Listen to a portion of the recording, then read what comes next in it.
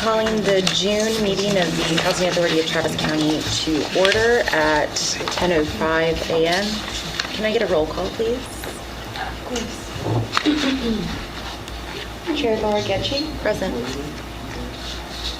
Vice Chair Judy Flores. Present. Commissioner Cheryl Brown. Commissioner Wilmer Roberts. Present. And Commissioner Jimmy Hager. Present. We have a quorum.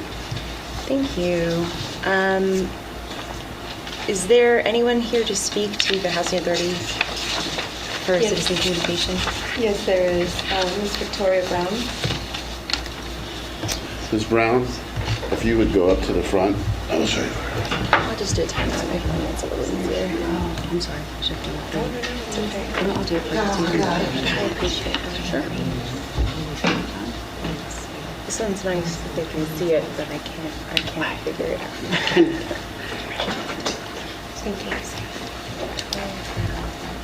Good morning, everybody. Good morning. Good morning. Oh, Lord, I'm Victoria Brown, and I represent Carson Creek. We having a lot of problems out there. A lot of problems. We've been from our home, as you all know, going on 9 months, 8 months. A lot has been going down, going on. A lot of us stayed, and I'm just worried. I'm worried about me. That's all. I'm upset because I don't know where I'm going to live. You know, when they keep telling me one thing, then they tell me something else. I'm 70 years old. I need to know what's going on out there. I moved. I took so long to where they placed me, I finally stayed. But it was just been a scary thing. It's not just scary for me, it's scary for everybody that's under that umbrella. Because Carlos, he tries to bring us information, but seems like he don't know nothing neither. You know, he'll tell every month. It's been 9 months. Tell me, oh, well, you're going to move back soon. Y'all going to move back soon. And to move your whole life around. I've been there for 12 years. And just had to get up and do all this was a lot. And not just that, there was some financial things that went on that I didn't know nothing about. I've been there 12 years. And they sent me a thing saying I owed money. And I didn't never owe them no money. I've always paid my rent on time to everybody. And I had to pay a fee in order to catch up. They said Travis County said I owed them a fee. And I'm like, what fee? And then I was told that the financial people here quit.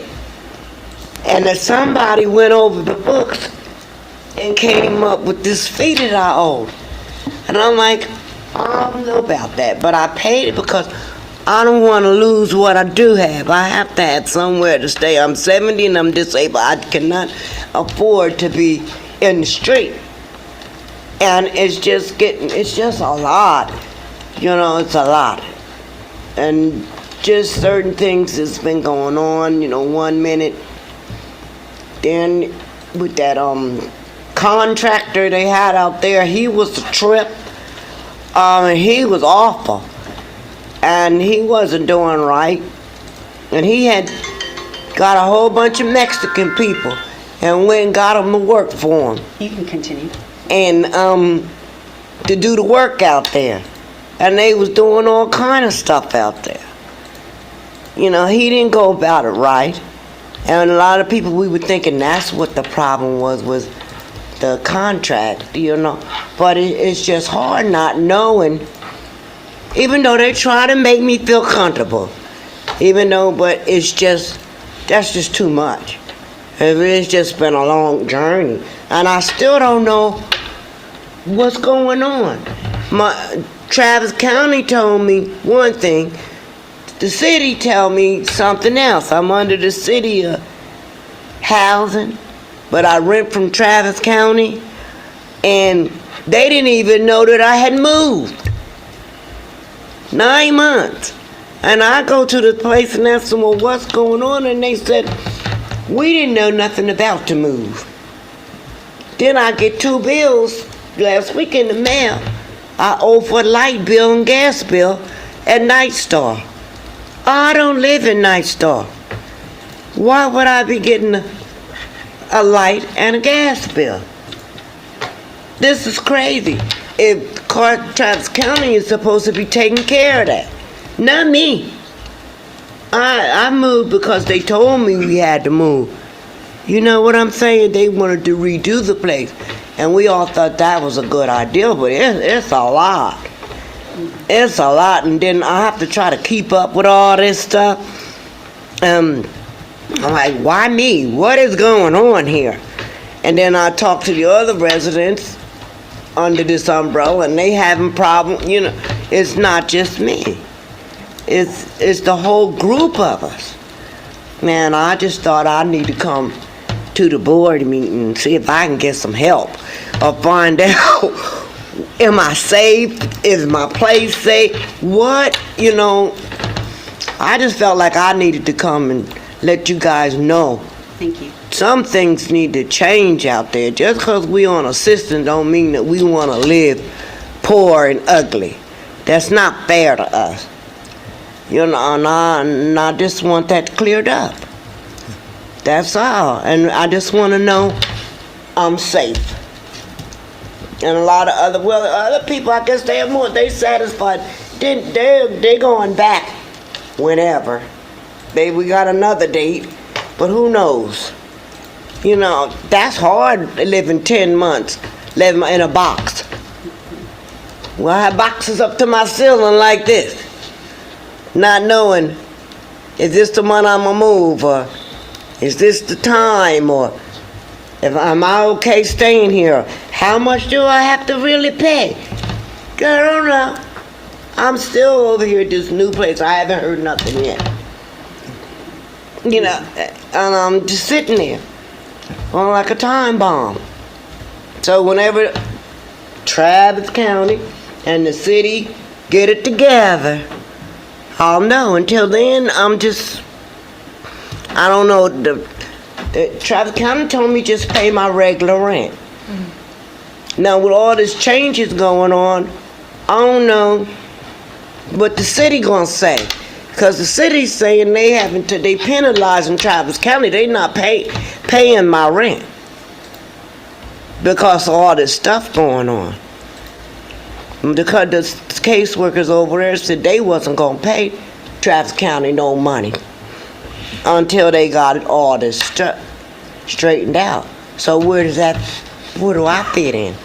If they not paying, do I got to pay the back rent for all this that's going on? You see, I'm like real nervous about all this. Everybody's saying they doing something, but I don't hear nothing. Well, if I could just say, we're going to get an update about this in just a few minutes that hopefully can outline some form of a timeline for you. And then individually, I'm sure somebody would be happy to talk to you about your individual situation. And Corey, I thought you had been reaching out to those individuals, or you and Carlos. Is that happen? Yes, so we are having monthly resident meetings with all the Carson Creek tenants. Have you talked to her? No, I ain't never seen this lady before in my life. That lady ain't been to no meeting. I talked to Carlos. This lady here ain't never been to no meeting. I go to all the meetings. Well, she's new. Yeah, okay. She's brand new. Carlos, I talked to at the meeting. Okay. Well, And he's trying to help. He tries to help. Let us finish. And, Okay, well, as go you ahead and pointed out, we're going to have an update on it. You'll get the information that you need. And before you leave here, we'll ensure that someone higher than Carlos visit with you, okay? Tell Okay. you what the plan is, okay? That sounds, Thank you. first time I got some kind of relief maybe. Okay. in almost a year. Ms. Brown, I just wanted to recognize that taking the time to come here and chat with us and my deep gratitude at you coming to advocate for not only yourself, but the other residents of Carson Creek. Yeah. Thank you for. Thank you. Oh, you're welcome. Thank you, guys. Need some help, you got it. No, I got it. I'm all right. I can get up.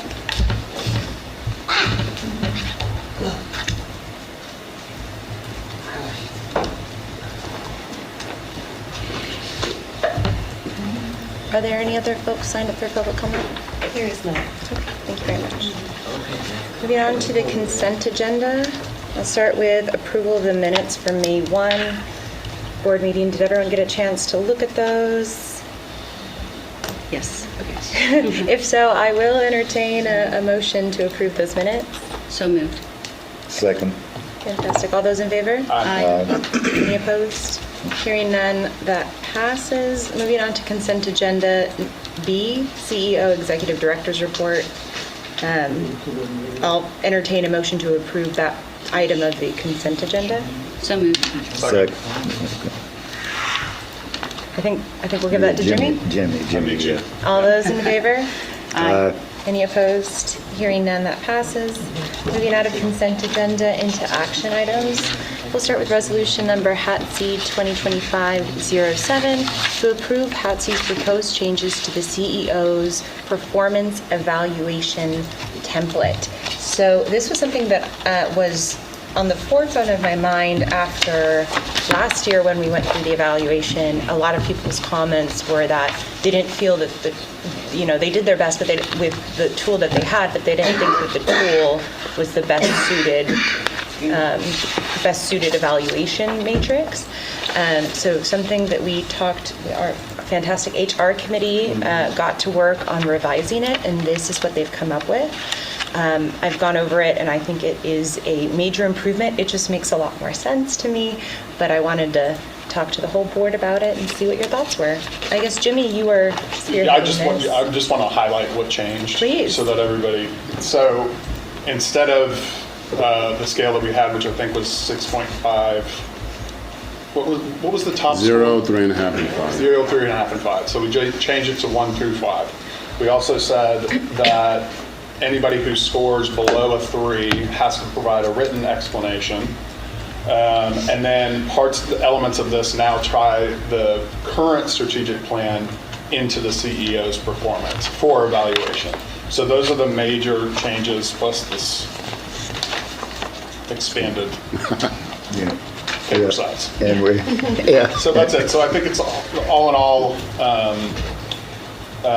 improves the efficiency of the evaluation without making major changes to its structure, and allows people more discrepancy in terms of how they're going to evaluate it. And in addition to, Jimmy and I collaborated, and we want to make sure that people, if there's something negative in there, explain it and give some type of PIP or recommendation, things of that nature, so that we can do that. I like that too, because it doesn't leave a low score without an explanation, which Yes. is not very helpful for anyone. Yeah. So we all like it. We Yep. do. So we recommend approval of it. Thank you. Thank you. Well, then I will entertain a motion to approve resolution number HATC 2025-07. So moved. Second. All those in favor? Aye. Any opposed? Hearing none, the resolution passes. Well, also, I think we want to get started sometime in no later than August, in that as try to get out there beforehand, so we're not at the last minute rushing to put something on paper. I like that a lot. I We do should too. put that on our calendar. Yes, and so if we can, Jimmy, you in agreement with that? Yeah, of course. Okay, yeah. So if we can get something out to the board and give them a month to do so, by September, we can start reviewing, and by October, when we're getting close to the fiscal year, determine what we're going to do. Okay? It's a great idea. Thank you. Moving on to resolution number HATC 2025-08 to approve a request made on behalf of Travis County to provide a required 25% match or $141,640.96 of their HUD-awarded Home Investment Partnership Program allocation of $566,563.83 for the purposes of launching a homeownership down payment assistance program. I think we've got some folks here to chat with us. Yes, and I'll allow them to introduce themselves. But just by way of background, Travis County came about a little over a year ago and shared a concept or a vision they had for their potential allocation of CDBG. This is new for them as being a participating jurisdiction, getting home funds. I'm sorry, I said CDBG. So they have a plan and a vision, and they share that with us, and now they're coming back wanting to sort of help solidify that and hopefully get our support. So with that, I'm going to turn it over to my friends in Travis County. Thank you, Patrick. Good morning. My name is Monique Coleman. I am the Supportive Housing Division Director with Travis County. Really excited to be before this commissioners group again. Ladies, it's good to see you again. See you too. See you as well. I would also like to introduce the CDBG Planning Manager. Her name is Jean Budabadadon, and she has been with us for a little over a year. So we are really excited to make this presentation to you all. We came last year, literally a year ago, it was June of last year, excited because this is the first time Travis County has the opportunity to receive Home Investment Partnership Program funds. So we are back to give you an update. And so I will roll right into my presentation. And I'm not going to look over my shoulder, but I believe that the background slide should be up for you all. Yes. So just a little bit about the program. We have been in entitlement since 2006. We've only received CDBG funds. And of course, 2024 is our first year to receive home funds. So I'm not going to go over all of the information. I talked a little bit about this last year, but the proposal was made. We initially were offered a little over $360,000. Once the allocation was initially published, the amount increased to $426,000. This information is important as it relates to the match that we're requesting from HATC. So if you look at the 2024 HUD allocation that was published on May 8th of 2024, at that link you'll see the initial amount of $426,703.83. So there are some prerequisites that have to occur before we're able to receive our HUD funds. The first is closing a gap. So anytime you are a first-year recipient of home funds, if the amount offered from HUD is less than $500,000, we are required to request a gap assistance from the state, which we did. So initially we had a gap of around $136,000 or so. So we reached out to TDHCA, asked the state to close that gap for us, and the letter that's on the slide confirms that they offered to close that gap and said, yes, we will offer the $139,860 to Travis County as a first-time recipient of home funds. So that requirement was met per that letter. The other requirement is the 25% contribution, which we initially asked HATC for. We broached the idea last year, but of course we had not received our funds yet because there were several other things that had to take place. We needed to get our consolidated plan approved. We had to add the home provisions into our consolidated plan and our action plan. And we also had to have home recapture policies and procedures adopted, which basically states if you're going to provide your home funds for down payment assistance, if someone does not meet the requirements of those funds, how are you going to claw that money back? So before HUD would give us our grant agreement, we had to get our recapture provisions approved.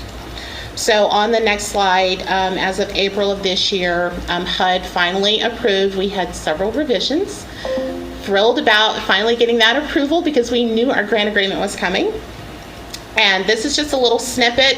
I do not have to go into the details on this, but I am going to give some highlights on what the home program will entail. But essentially, our goal is to provide up to $75,000 in down payment and closing cost assistance to a first-time home buyer that falls on the area median income between 60 and 80% AMI. So that is our goal for our program, and we have to write recapture provisions that basically stipulate, in the event that somebody does not adhere to the requirements, how are we going to recapture that money. So a little bit about the down payment assistance program that we are asking HATC to partner with us on. The jurisdiction, of course, is the unincorporated parts of the county. So the city of Austin receives their own allocation. They receive CDBG, home, ESG, and their allocation is significantly larger than Travis County's because the Travis County program serves unincorporated parts of Travis County as well as small cities. So we have, I think there are 22 cities overall in our jurisdiction. 3 of them are major metropolitan areas, which means you have a population of greater than 50,000 people and you are entitled to receive funding. And then you have small cities that have less than 50,000 people or what's called a split place, which is a jurisdiction that traverses Travis and Williamson County or Travis and Bastrop County like Elgin. So we reach out to those cities and say, would you like to participate in our program? So we are able to provide assistance. If they say yes, we establish a cooperation agreement with those small cities, and we are able to provide our programs to those small cities and anyone in unincorporated Travis County. We cross the 200,000 person threshold, which is required to be an urban county. We crossed that threshold in 2006. That's why we are now receiving, we started receiving CDBG funds in 2006, and we are now eligible for the home funds. The income limits for our program is 60 to 80% AMI MFI. We are going to require home buyers to invest $1,500 as a contribution. We want to make sure that home buyers that want to participate in the program have some skin in the game. We are proposing a post-purchase savings requirement of up to $2,000 because a lot of times if you're a first-time home buyer, once you close, you may be a little cash poor, and so we want to make sure that we're partnering with housing counseling agencies, HUD-approved housing counseling agencies, to help those new first-time home buyers have that post-purchase savings to give them a little cushion as they're adjusting to home ownership. The direct subsidy investment is proposed to be up to $75,000, and that up to is important because if once you look at the affordability calculation for typical mortgage practices, if you only need $56,000, we're only going to provide $56,000 to make the home affordable. For example, if someone is trying to purchase a home for $300,000, and they're only able to get approved for $300,000 or $250,000, then Travis, if they are on the income spectrum between 60 and 80% AMI, then Travis County would then be able to provide that $50,000 to make that home affordable. And that contribution would then require them to live in the home for an affordability period of up to 15 years. If they were to move out of the home within that 15-year affordability period, then our recapture provisions would trigger and they would have to pay back a pro rata portion. So the goal is to incentivize home ownership, but also require require the homeowner to stay put for at least the affordability period. So a little bit more about the structure of the program. Some basic mortgage readiness standards is what we have included in our program. A minimum of 640 credit score or FICO score, front end and back end ratios of 38 and 43% ratios. Housing counseling will be an absolute requirement, 6 to 12 months of housing counseling with a HUD-approved housing counseling agency to help make sure that they meet those credit requirements, help make sure that that post-savings requirement is met, helping make sure that they can structure their budget to be able to absorb the responsibility of home ownership. The occupancy requirement, of course, is that the home must be their primary residence. And the mortgage requirements, these are just basic, but of course it has to be a qualified mortgage. And we are pretty adamant about not allowing for an adjustable rate mortgage, an interest-only mortgage, or a balloon mortgage, because a lot of times first-time home buyers really struggle with anything that has an adjustable rate or balloon. It's one of the things that the ARMS really got us in trouble in the 2008 housing crisis. And just a little background about me, my prior role before coming to the county, I was an executive director of a HUD-approved housing counseling agency. So I used to help clients, become first-time home buyers. So I'm a little passionate about this, and that's also just to help give you all confidence that I do have a little experience with down payment assistance. Is this secured against the property itself, and are you just second in line after the mortgage? We will be the second lien holder. Okay. Yes, ma'am. Great question. And then, of course, the last thing is the annual match for the 25% allocation. So I don't need to go over all the details on the slide, but what is important is how can I say this? Just kind of conveying how we were able to get to the 141,640.96, and that's basically HUD, because TDHCA gave us additional money of the 139,860 instead of the 73,296. That increased our overall allocation from 426,703.83 to 563.83, and so the 25% of the 566,683 is the $141,640.96 that we are asking HATC to partner with Travis County on for the match contribution. This is a memo that Mr. Howard was gracious enough to provide. So we have been chomping at the bit to get our home funds. We placed the grant agreement on the court's agenda, but we wanted to wait. We opted to wait internally until we had an opportunity to come before this body and present the proposal to you all to ask for that partnership to be solidified and officially confirmed. So prior to that, I asked for a letter of intent. And so I put a screenshot of that letter of intent on the slide. And so my hope is today that the HATC commissioners you all will agree to support this partnership. And of course, I noted on the slide that the mutual benefit would be that we're going to market this program countywide, but also more specifically to the self-sufficiency program within HATC, which to my understanding is to help tenants become first-time home buyers, which I think is pretty phenomenal. And if approved today, HATC will provide $141,640.96 to Travis County in a lump sum. And per my internal team, I've had some conversations with legal and the auditor's office and PBO and several others that, because this is our first time receiving these funds, so we're really just trying to get a plan in place, but we'll have to establish a funding agreement with HATC. Ms. Coleman, do you have to apply every year for these funds? So when you say annual contribution, this will be ongoing for us? Great question. Yes, ma'am. The partnership would be ongoing for the 25% match if HATC wanted to have that type of annual request. But we do not have to apply for the funds. We just have to meet certain criteria to continue to receive our allocation from HUD. If I may, I was trying to wait until you finish. Yes, sir. But Patrick, we've had a history with this type of program.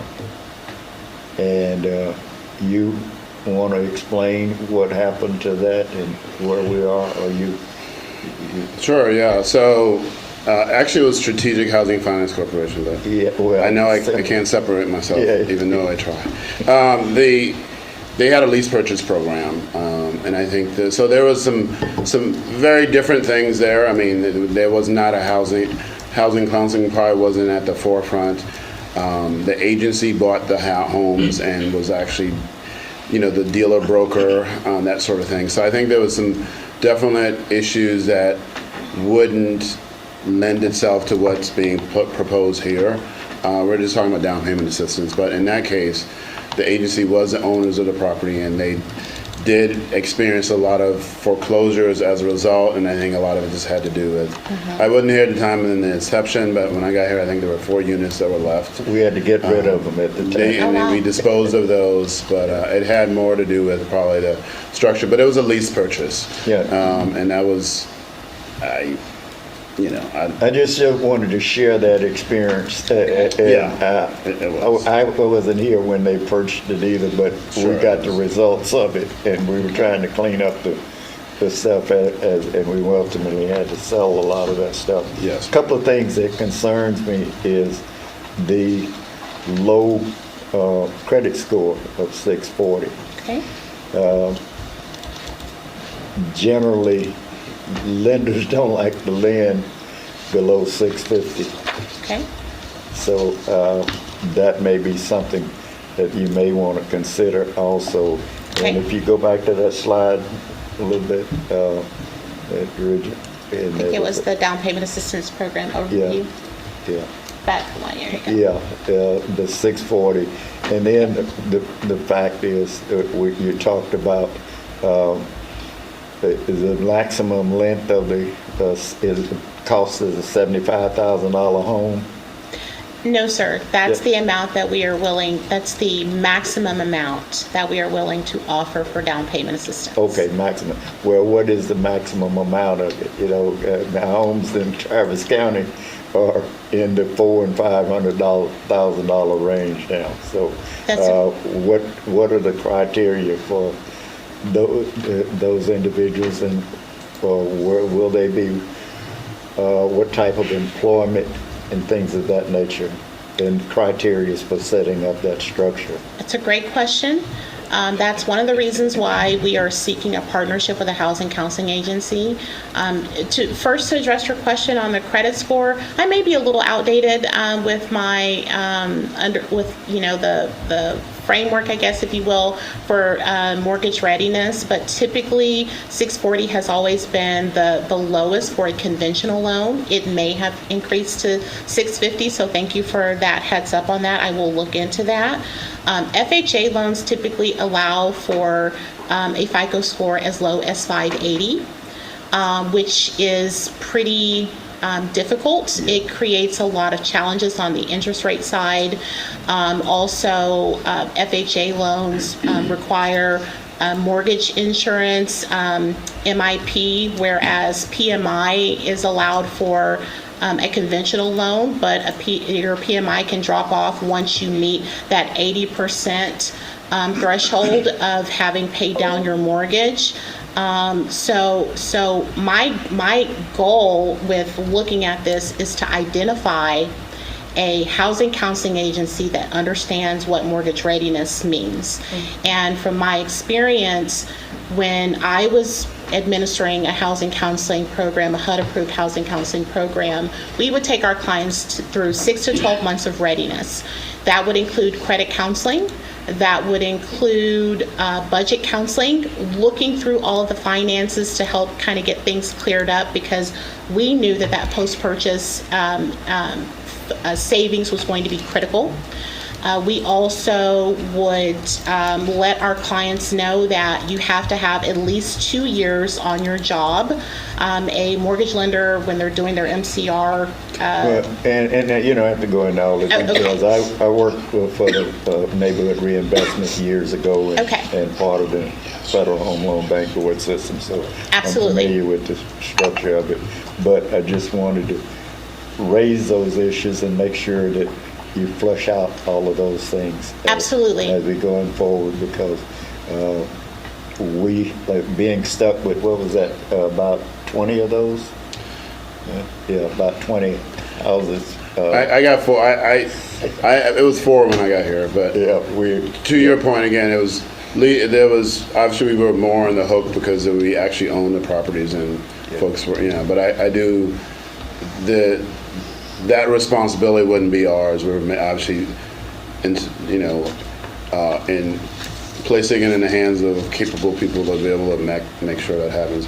I just want to make one point since I'm talking is, with the advent of our FSS program, and Brenda could share with you that there's quite a bit of interest, even just initially in the first couple months she's been here, as folks wanting to be homeowners. So this seemed like a very nice way of trying to greater ensure that we can help them be successful in that adventure by also being a good partner with the county. So I felt like this is squarely within the kind of thing we want to do to support our mission.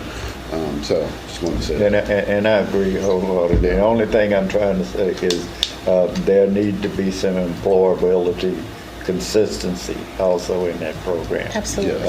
I understand too, you got a 2-year history, but you got to be working long before those 2 years.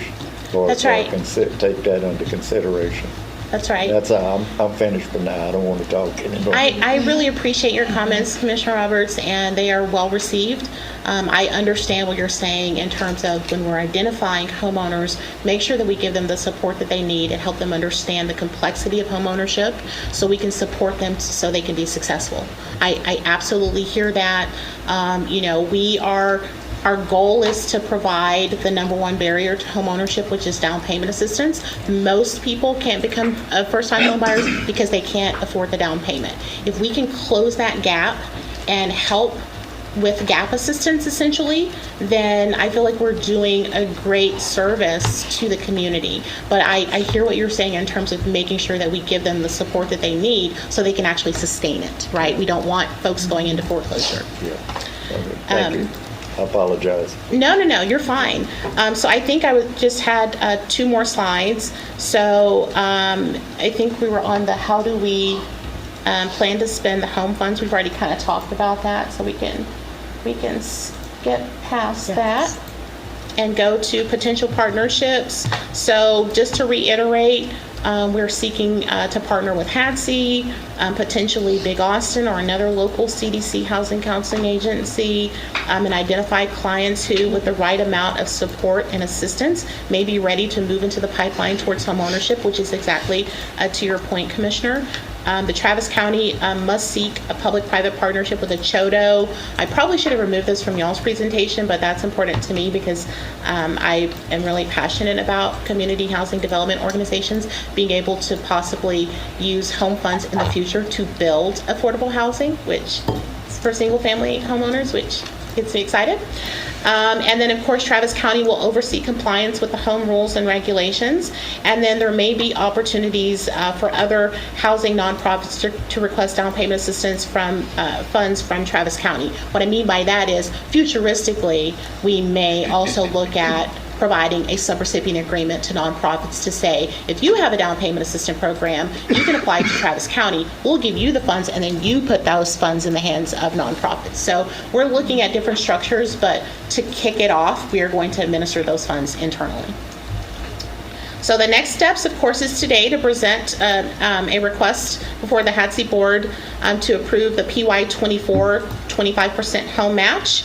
I am planning to take this presentation also before the Commissioners Court on July 24th. So we can go over the recapture provisions with the Commissioners Court. A couple of our commissioners have expressed extreme interest in this program, trying to ascertain exactly what it entails and what those recapture provisions are, which, to your point, Commissioner Roberts, we want to take a deeper dive on the framework of the program, right? And so with that, I think I'll entertain any additional questions that you all may have. Thank you so much for your time. I do have a question. Yes, ma'am. So our population is 30% AMI, and you're targeting 60 to 80%. Are you making any type of special provision for lower income families? No, ma'am. No. It has been pretty difficult when we worked with a consultant. HUD hired a consultant to train all of its grantees over the course of like 5 weeks, starting in October of last year. and I'm a little verbose, but I'm going to get to the point quickly because you guys are very busy. We talked about what it would look like to provide home ownership to residents in different income brackets. And when we were working with that consultant, they actually did a simulation for Travis County. 60 to 80%, 60% I believe is the requirement, but 60 to 80% typically is a sweet spot for folks that can afford to be a homeowner and be able to receive our funds for our program. We found it quite difficult because of the housing market in Austin to be able to provide assistance at a reasonable amount. We would have to go way above $75,000 if we wanted to provide funding for anyone that was not in that 60 to 80% AMI range. If they were lower than that, the contribution would have to be really significant. So if we were to receive $566,000 plus a 25% match, we may be able to help 2 people, maybe 3. Right. So the amount would have to be tremendous for us to be able to serve someone in a lower bracket. So another idea, which is related to that Chodo discussion that I mentioned earlier, would be to partner with someone like Habitat that can serve those that are in that 30% AMI range. And so we are looking at that as well. Sounds good. You're answering all my questions before I even asked. So that's perfect. And I think with our FSS program, once we get that going, that those that are on the housing choice voucher and their income increases should be able to reach that 60% AMI. So Absolutely. it's a great fit. Thank you. My pleasure. Thank you all so much. You know, there's funding, there's requirements coming down from national that is going to set a lot of criteria. I'm sorry? There's criteria that are coming from Washington that's going to change the structure of this in the future. Yeah, we've been watching that closely. Yeah. Every day we know that there can be a change in our allocation, and every day we are just doing the best we can to, administer things, and if we have to pivot, we will, but we are a little anxious about the changes that could come from the federal government, but we are aware. Okay. So. I love this program, and I had so many questions about it, but Monique, you're such a great teacher because you really did. Thank you. Kind of give, and what I'm most grateful for is all the pillars that you have in place to really support folks that are going to be working in this program. So I want to start by saying I'm really excited about this. Thank you. My question is one that I hope isn't the dumbest question you've ever heard.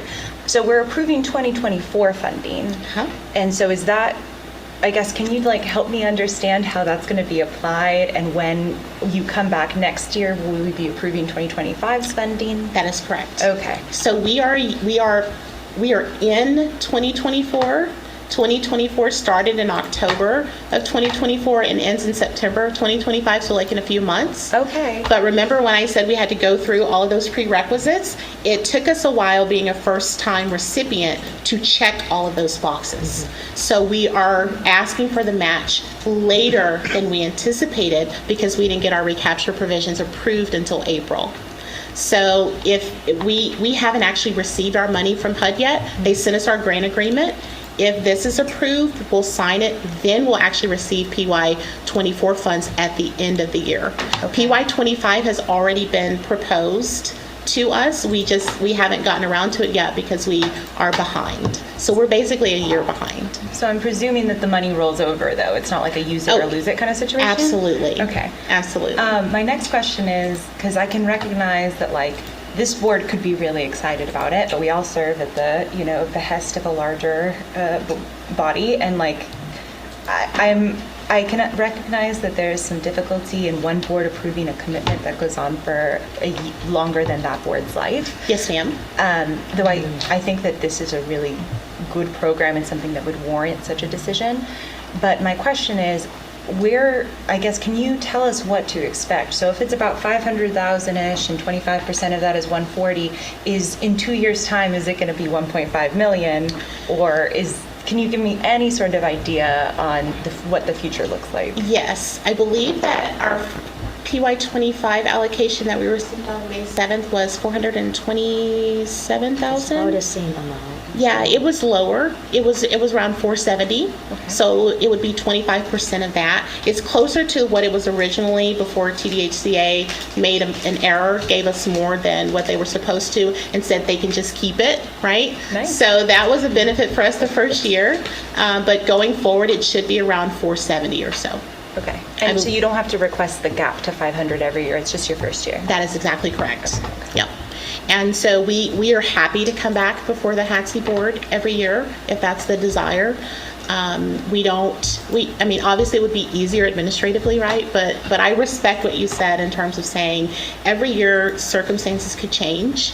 And so we're happy to come before you, and that gives us an opportunity to present an update, success stories, what we've actually accomplished over the last year. We want to engage with you all. So That's important, I think, is the yearly updates, whether it be in a written summary or something of that nature. Okay. Just so we're not just pumping money out every year. Of course. I can appreciate that, Commissioner. Those are great questions. Thank you so much. Thank you. Thank you. Any other discussion? Hearing none, I will entertain a motion to approve resolution number HATC 2025-08. So moved. Second. All those in favor? Aye. Any opposed? Hearing none, the resolution passes. Thank you. Thank you. guys Thanks so so much very for the much. presentation. So have a great day. As well. Moving on to item number 5, discussion items, starting with our CEO Executive Director's report. Yes, so what we'd like to do is take these out of order, and we're going to, for that matter, we'll start with the Maynardtown 2 update, but we'll address all of those ultimately if that's fine for the board. So I'm going to have Corey and Carlos begin the discussion, and then we'll also have folks from Carlton sharing as well. Lost Jimmy, but still have quorum, right? Yeah, we see that. We Yes, still have quorum, yes. What time did he leave? Did he leave? No, he No, he just went stepped to- out. Oh, you mean just temporarily? Okay, yeah, sorry. If we can move to slide number 5, please. Good morning, board members. Good morning. Awesome. So we acquired the official certificates of occupancy over at Maynardtown 2. Internet, Wi-Fi, cable services are still underway. Spectrum is having to pull permits from the city of Maynard. They already have one of them pulled the aerial permit. We're just waiting for the construction permit. Once they acquire it, they did let me know within 2 business days of acquiring it, they will go out there and complete the work there for us. And so our tenants will have services for them. Now, just in the meantime, they did give us an estimated time of completion of August 26th, not just with the city of Austin, but with the city of Maynard also. Again, there's issues pulling permits, things of that nature. A lot of construction's happening, so which is why they delayed it all through August 26th. But in the meantime, we did distribute hotspots over to our tenants, so they do have hotspots, they do have internet services as well. And we are only pending one last item to be completed from the subcontractor, and then that'll wrap up the construction side of it. Do you guys have any questions? Question, yeah. What happened, and what's the problem with either Google Fiber or AT&T? When we called them- Why we have to wait so long for Spectrum? Is there When we called options? them, yeah, we made contact with them. They told us that they don't provide services out there, and so that's why we were calling other providers to get the services out there for them. Okay. All right. Well, it's all over Maynard, so I don't know why. I know. But, if that's the soonest they can get it, fine. Yeah. That's just, Any other questions? Awesome. If we can move over to Carson Creek renovation.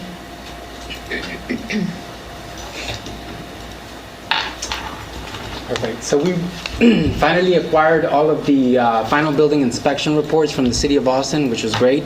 It gave us better insight on what we're dealing with the units themselves. We inspected all buildings and units with the general contractor that's going to be taking the project, so he's well aware of what's going on. The contract agreement is ready. We're continuing hosting in-person meetings with our tenants. Our latest was hosted on May 22nd. We did have a great turnout. We had 9 out of the 11 tenants join us during that meeting. So I did let them know everything that was happening up to date. And I'll touch Ms. Vicky Brown's subject, as she was there, and I did talk to her personally as well. So we gave them projections of what was going on, also gave them an update on the new contractor, what our intentions, our plans were. In the meanwhile, we did extend everyone's stay there, which was great. For those that we couldn't extend their stay, we did find a new place for them, so everyone's well secured. Arlene, again, maintains contact over the phone with all the tenants.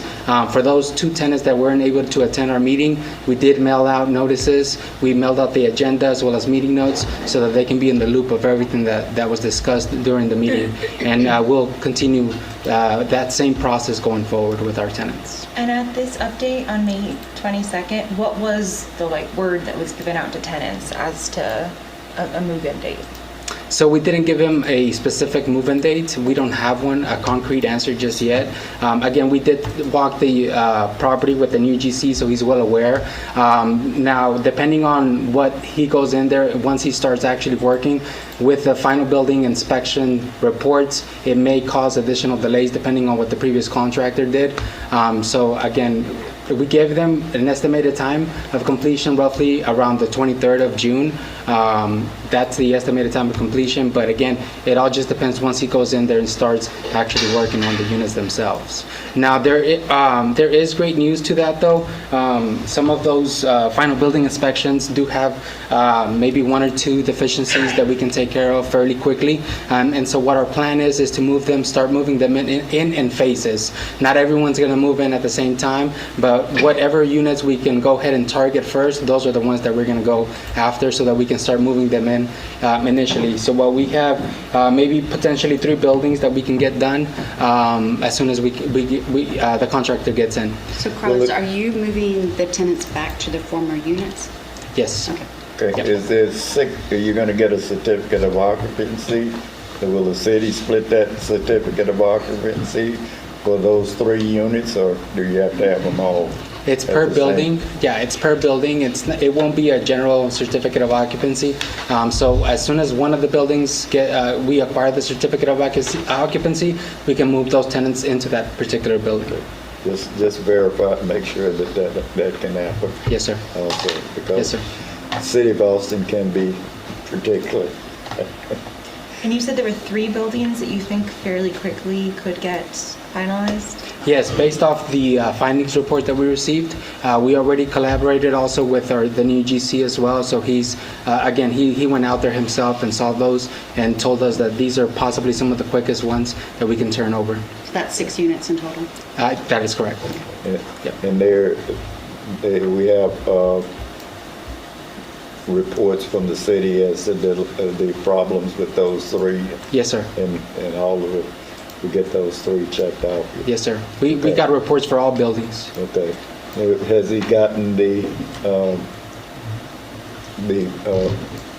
permits changed into his name, the new contractor? Not yet. So what he will be waiting for is for them to switch out the names, right? He does have a contact with the city of Austin, a permit expediter that's going to be assisting. Hopefully get that turned around fairly quickly. Okay. The remaining buildings that we don't think are going to be quick to finalize, can you give us an idea on what's going on there? Why does the contractor and yourself think that these units are going to take longer? And could you give us an idea of the scope Sure. of the work that needs to be redone or fixed or what have you? Yeah, definitely. So there's other electrical issues at these particular units that it's going to be a little bit difficult based off the findings, right? There's electrical issues either inside of the unit or the meters themselves haven't been installed, the electrical meters, because the inspection hasn't yet passed. And so once he gets his electrician inside, he's going to find out exactly what those details are, right? Now, depending on what the electrician finds, it may add up additional days depending on what the actual work needs to be done to get us past it. Miss What happened to the lady that spoke? What's going on? Where is that project? Yeah, so again, I did manage to talk to her in person. I was actually able to gather her new voucher. We were in discussions with HATC regarding the moves. We actually initiated conversations with HATC prior to our tenants moving out of the units. Initially, we had spoken with VP of Assisted Housing. Her name is Laura. We have email communications with her. Same thing with the other VP that's taken her place, Lisa Garcia, if I'm not mistaken. And more recently with Joseph, the director of the assisted housing there as well. He is assisting me expedite this process. The last time that I was there at the meeting, I brought the voucher, the voucher from Ms. Vicki Brown. I did provide her that also. I did get the RTA paperwork completed with the management system as well. Once I got back, I submitted it over to Joseph. He's expediting the inspection. It actually was inspected last week. They told me it passed inspection, so all they're waiting for, if anything, is just the actual housing contract to be signed. Regardless, we are still paying the unit, so she is not going to be homeless for that Okay. matter. So you're saying her unit is one of those 3 that are ready? It will be back in? initially, yeah, but she did alluded of staying at the property itself. So she does not want to move back to the Carson Creek unit. And that's not what she said earlier. Yeah, she's staying. Yeah, I'm she not did- moving back. She says she's not moving back then? That's right. Okay, well, that's Yeah. fine. Okay, then, Can I just interrupt as well, Please. Board? We also actually have the general contractor that has been selected for this project. So he is here, so after this, he's in the back. So after this board meeting, myself and Carlos, we plan on just getting in the weeds to just get a more phase out, if we can call that, with these units that just have a few repairs that we can get those completed quickly and phase in the tenants to return back. So we do have that plan to do this right after the meeting. so, but I heard you say that you didn't want to become homeless, and so, but what you're saying and now that you didn't want to move, you doesn't want to move back. So which is it? I don't know where the mix-up went, but I'll go through this again. I said, I felt like I don't want to be homeless because they haven't taken care of the paperwork or for me to live in the unit that I'm in. I don't want to go back to Carson Creek. Carson Creek is too small for me now after 14 years. The space where the space where I'm at now is good for me and my handicapping. That's what I'm saying. I don't want to be homeless because the paperwork ain't done. Okay. I don't know what's going to happen. Well, I was a little confused. Thank you very Okay. much. Okay. But it sounds like from They're what getting Carlos it said, it's together. just a matter of signing everything. That's it, yeah. Yesterday, I did send out an email to both the property manager at Colorado Creek as well as Joseph getting an update. Colorado Creek has yet to receive the new contract. That's the last item pending. Again, regardless, we're still covering the rent, so she is not going to be homeless. Great. Are there a lot of other residents that are wanting to stay at their temporary space? And I guess, are we having difficulty with accommodating that? No, actually, we did talk to all the other residents as well. Arlene has given feedback. Those current 11 tenants, out of those, it's just Ms. Brown. Okay, and the paperwork just needs to be signed? Yeah, just this housing contract, yes, ma'am. Okay, Yep. thank you very much. So since she's not going back to her unit, we Yes. are going to then offer it to another family that has, That is correct. Yep. so we may have one vacancy at this point. Mhm. Okay.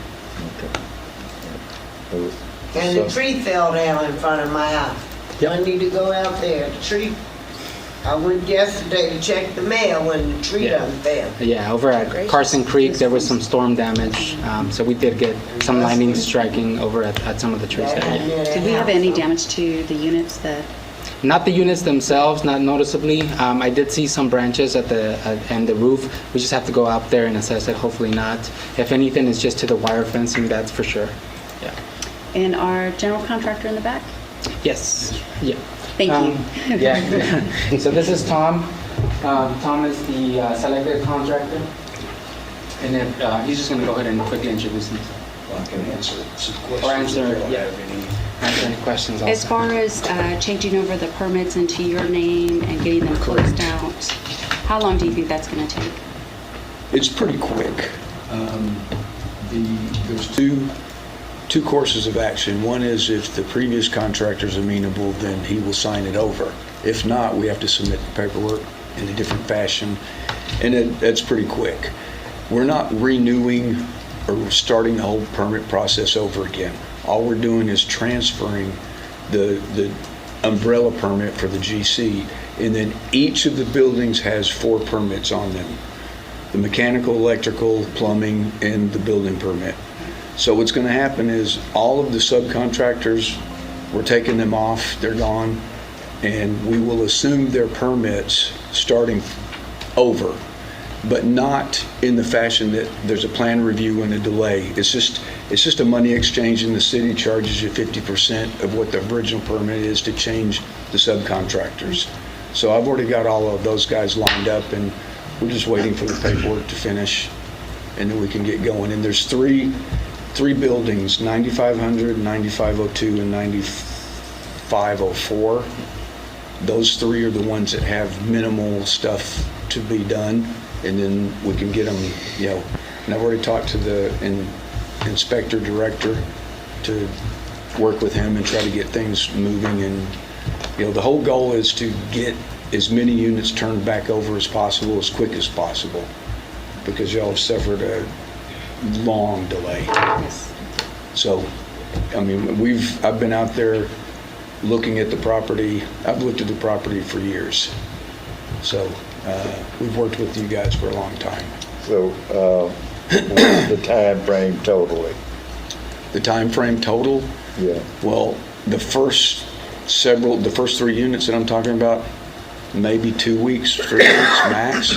The rest of them, until we get the engineer's report and certain things ironed out, we can't really give you a specific date, because there's some stuff that was done that is questionable that the city has pushed back and said, we want an engineer to review this before we move forward.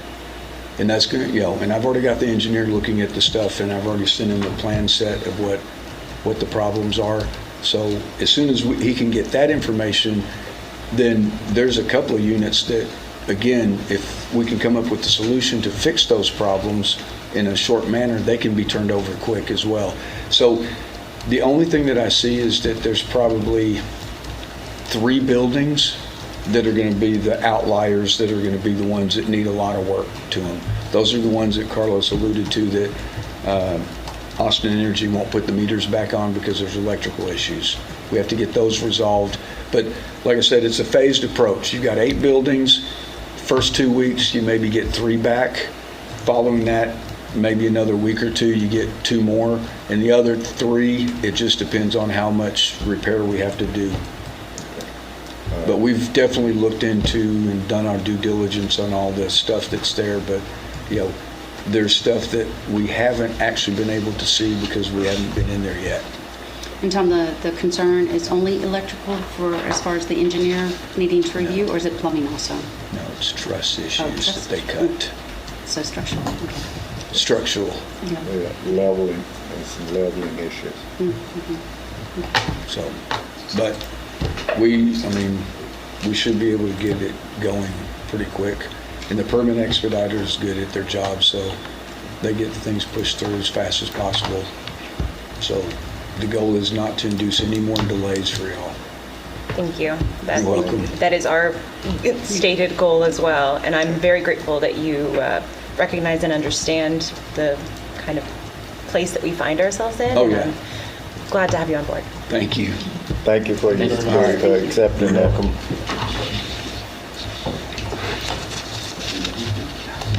What's the lady's name? Asked her if she's satisfied. Ms. Brown. She said she's not living there. Yeah, Ms. Brown. She Keep living going. there, not going back. She And if we can proceed to the next slides, I do have Sharon as well as Christina here.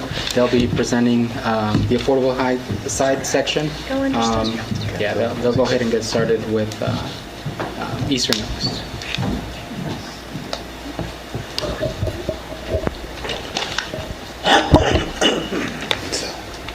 Jimmy left at 11.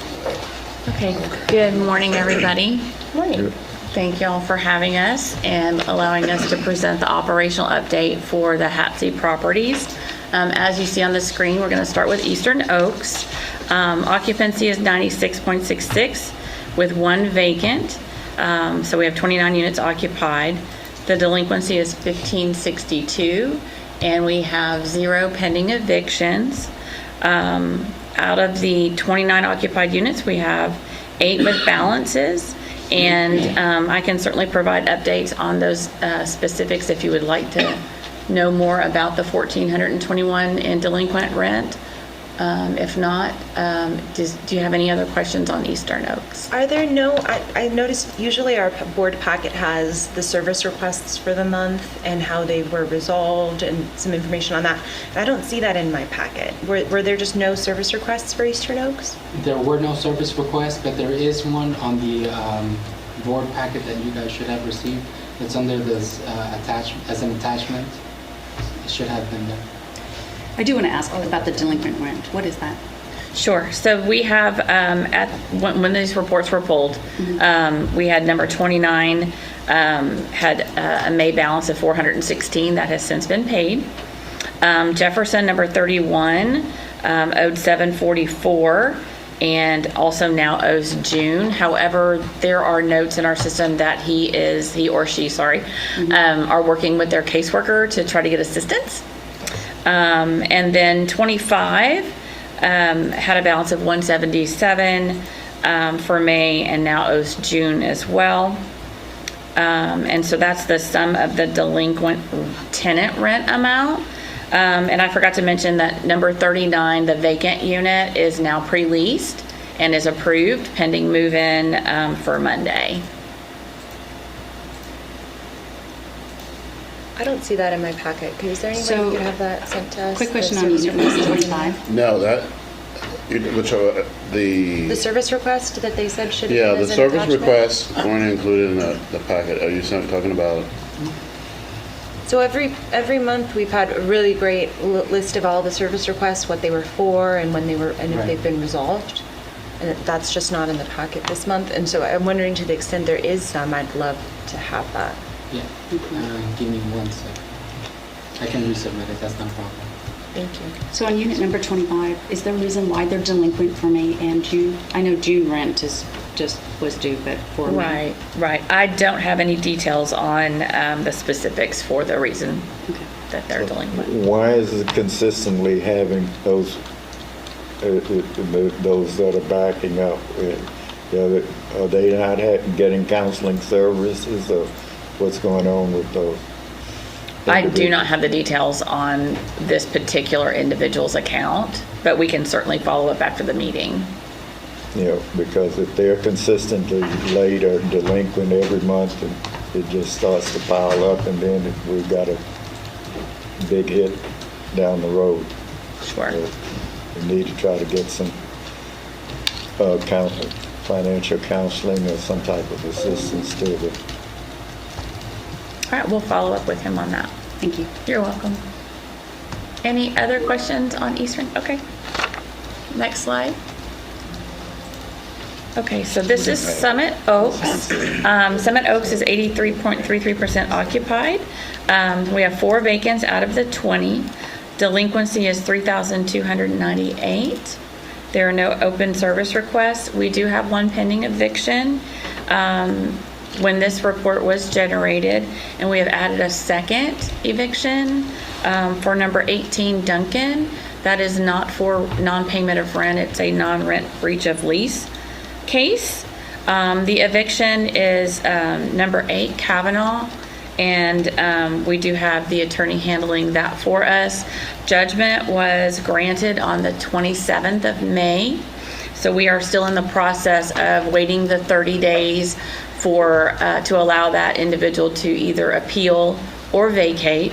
On the 26th of June, if they have not filed the appeal, then the attorney will file the writ of possession for us so that we can take the unit back. And then there are 5 residents with small balances, no more than $185. And that's just one person. That's the highest balance of those 5. Any questions? Okay. And what's those vacancies, where are we in getting those? Oh, I'm sorry. Thank Please. you. So yes, we have one unit, number 21, is pre-leased and moving in on the 20th of June. The other 3, which is number 3, 13, and 22, are not pre-leased at this time, so we'll be working the wait list and to try to get those leased as soon as possible.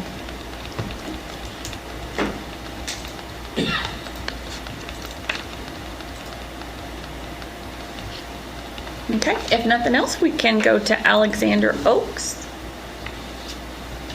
Okay, so Alexander Oaks is 96% occupied. There are 49 units occupied with 2 vacant. Delinquency 27,051. There are 2 outstanding service requests and no pending evictions. So I'd like to kind of go line by line on the delinquent accounts so that you can have a better understanding of how we arrived at these numbers. And then as you see on the screen, Ben Smith is joined us. He's our compliance director and may be helpful in supplying a lot of detail related to this property and all the things that are going on from a compliance perspective. So I'm sorry, Sharon, are you all sharing that on the screen? You're talking about the line by line? I just meant the delinquent accounts, the 31 to 40. Oh, okay. Yeah. Okay. Yeah. So let me just say that one of the reasons why we didn't include the items in the packet is because we had some concerns about the accuracy of the delinquent numbers, and so we thought it'd be best to give more time to try to sort that out if there were some questions about such, and that's why some of that wasn't included in the packet. So I think ultimately we'll want to see the detail, the board would. We don't have the hard copy of the detail here, the breakdown, to be more granular. However, I think this will suffice, for now. But we did have a little bit of concerns on the staff part about if those were accurate, because there seemed to be some discrepancy, and that's kind of why we wanted to allow Carson the ability to deliver the message directly, to be able to explain and to the extent that they could what the rationale or what the basis for some of this was. Right? And has that been resolved, or is it still being investigated? I'm gonna defer to my staff to let them. So it is still under, it's still in process, and that's Ben, I think, will be the best person to explain how all of the compliance pieces relate to the delinquency. The amounts that you see here do reflect only tenant rent, not subsidy rent.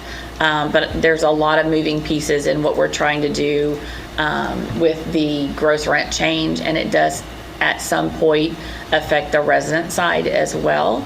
So I think he's probably the best person to provide a global picture of what we're doing and the plans that we have in place to move forward.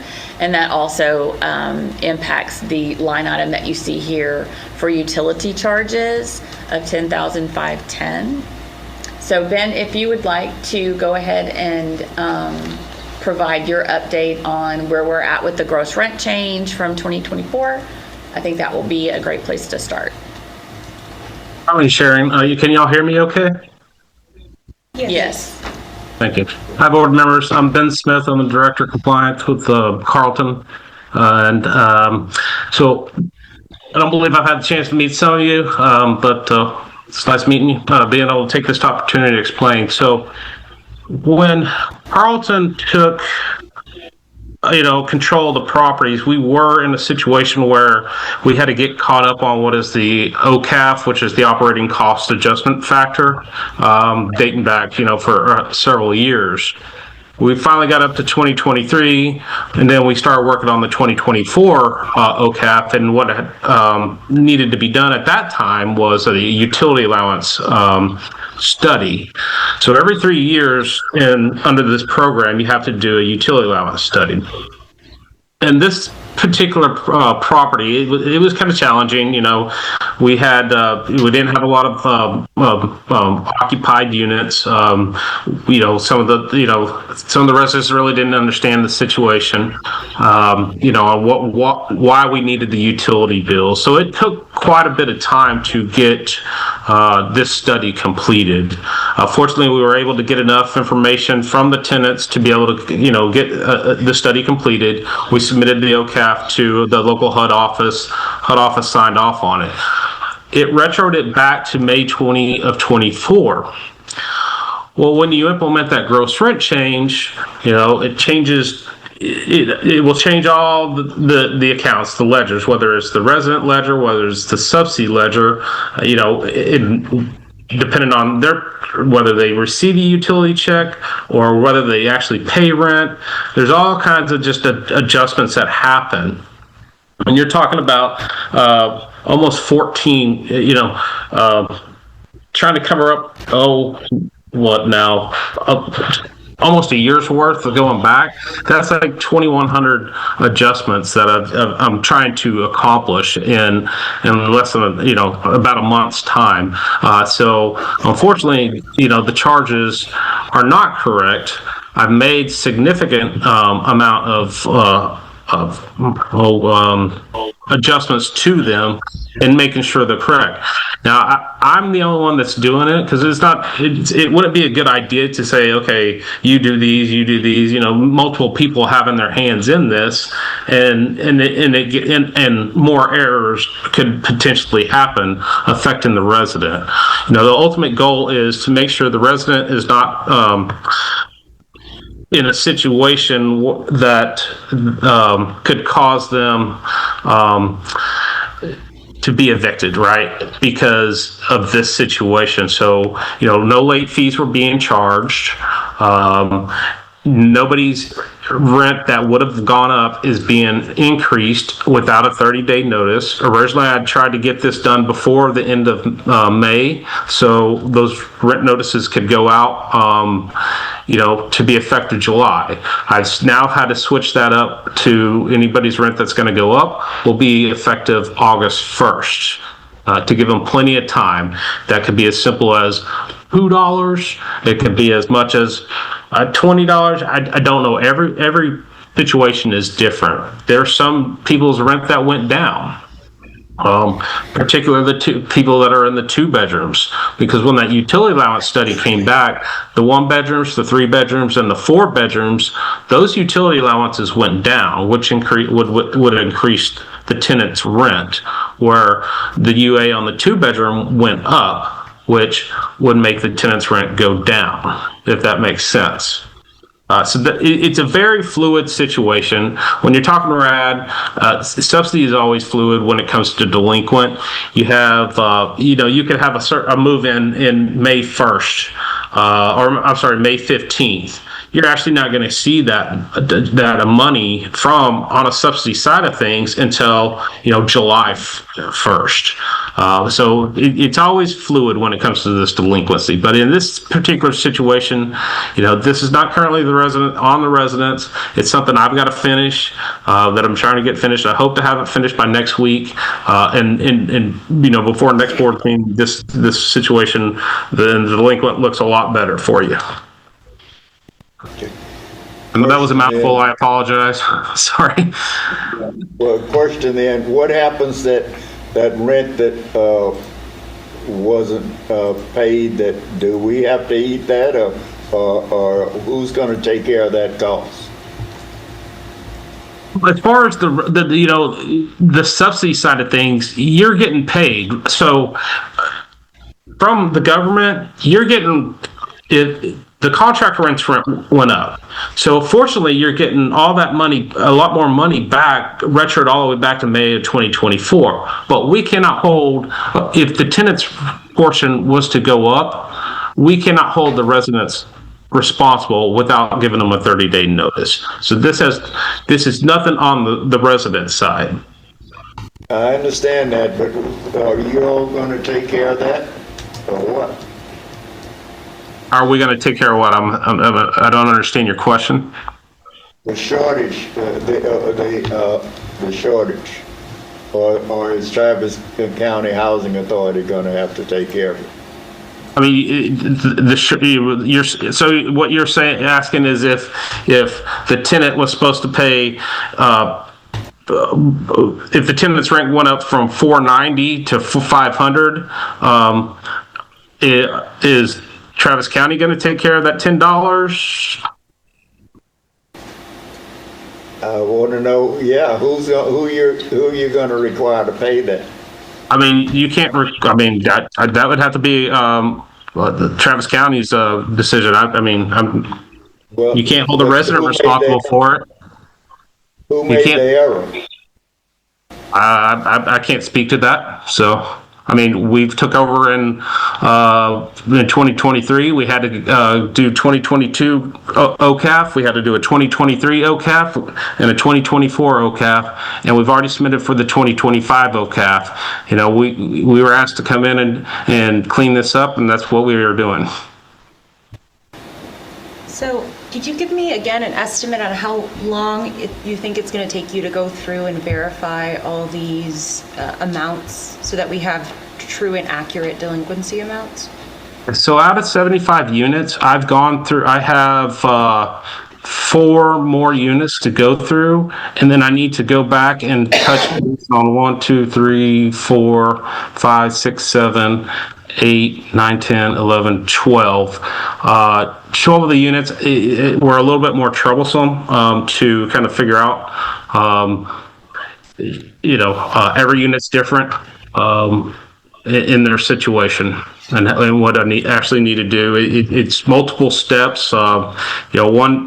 Just one ledger cleanup, and in the whole process, submitting, tenant vouchers for the gross rent change and any changes after that came into play. I have to submit to, either make sure it's right and submit to HUD. And I So it could take me an hour per ledger. I just, that's something I plan on, I have to have finished up by next week is my goal. So I can start on Eastern Oaks. Okay. And so I won't hold you to a date certain. I'm just really trying to get an understanding of the scope of work so we know what to expect. So how long for all our units do you think it's going to take you to go through and verify that the amounts are correct?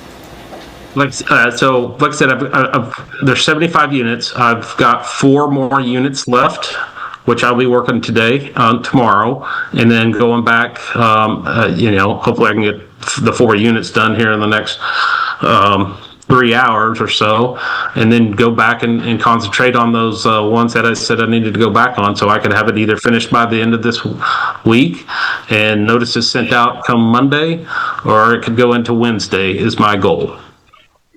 Okay, so your goal for all units is next Wednesday? That's correct. Okay, thank you. Yes. And it sounded like you have already submitted for 2025, so Yes. we're not behind anymore. So is that how we're going to prevent this from happening again in future, or can you speak to that a little? Yes, I certainly can. Yes, we have submitted for 2025, but HUD cannot approve the 2025 until all the tenant vouchers are submitted for the 2024. And in my process, and the reason why all the tenant vouchers are not submitted, when I'm adjusting the ledgers, I've also got to make sure that certification populated correctly. It's an automated system. So when I go in to make a gross rent change, it's automated. So it just hits every account all at once, if that makes sense. So I can't just say, okay, yeah, submit all these tenant certifications without, looking at them and studying them and making sure they are correct, or it's just going to cause more issues down the road, right? So once I get them all submitted, then Azalea down there at the HUD office, I've got to give her a call, then she can turn around and review it and then release that. Okay, and we think we're going to And then you're not get that done? I'm sorry? Sorry, and we think we're going to be able to get that done, I guess, in a timely fashion, such that we're not in the same position a little bit down the road? Yeah, 100%. So, well, this I mean, the 5/1/2025 is now past due, but it would be retroactive back, to a month versus, what we just went through over a year's worth of time. So it's not as much work. But moving forward, you're now caught up to date. And for the next for 2025 and 2026, you didn't have to do that utility allowance study. So what we do is we utilize what I call a compliance tracker, is where, okay, we know we did a UA study in 2024, the next one's due in 2027. So if it's due in May of 2027, what we did was we backed into that number when the utility allowance needs to start, right? So if we need to submit an OCAF submission 120 days before May of 2027, then 120 days, what would that be? What would that be? February of 2027, 120 days before February 2027, we need to start that utility allowance study, right? And this is, for anybody to have access to their knowledge, just to keep the property moving forward, where, the HATC properties aren't in where they didn't submit any OCAS for years. And just to get caught up, we are at that point. So we've made significant strides in getting this done over the short time that Carlton has been there. I do have at least one more question, Ben, but I think our commissioners need to take a small break and that we will lose quorum. So I think we have to take a short pause. Fantastic. All right, I will call us back to order at 11:34. Thank you, everyone, for indulging us in that. And actually just transferred, got the deed, did all that on the way here. Folks will reconvene in Stop time. by our attorney's office. Ben, I did have one more question for you, and it has escaped me during that break. And so I will turn it over to my other commissioners to see if they have a question and see if I can jog mine loose. So Ben, on the utility charges of $10,510, those are the notices that you're now releasing or going to be sending out to the tenants? Is that correct, or did I misunderstand?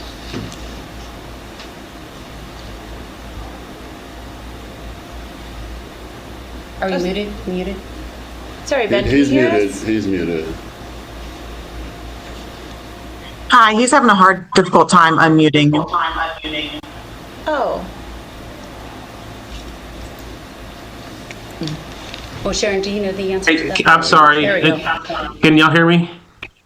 Yes, so I'm looking Okay. at the screen and the delinquents accounts, and we have $10,510.10 for utility charges.